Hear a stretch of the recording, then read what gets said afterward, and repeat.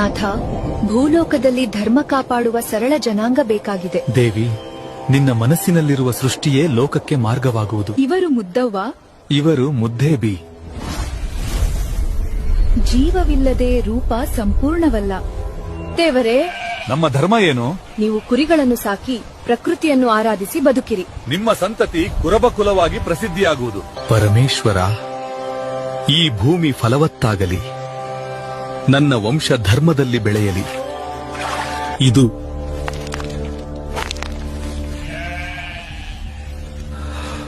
ಯಾವ ದಿವ್ಯ ಲೀಲಾ?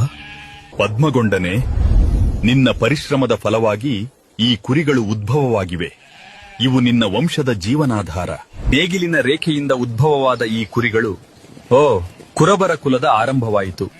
ಹಾಲುಮತ ಧರ್ಮ ಭೂಮಿಯಲ್ಲಿ ವಿಸ್ತರಿಸಿತು. ಅವನ ಸಂತತಿ ಧರ್ಮವನ್ನು ಹೊತ್ತವರು.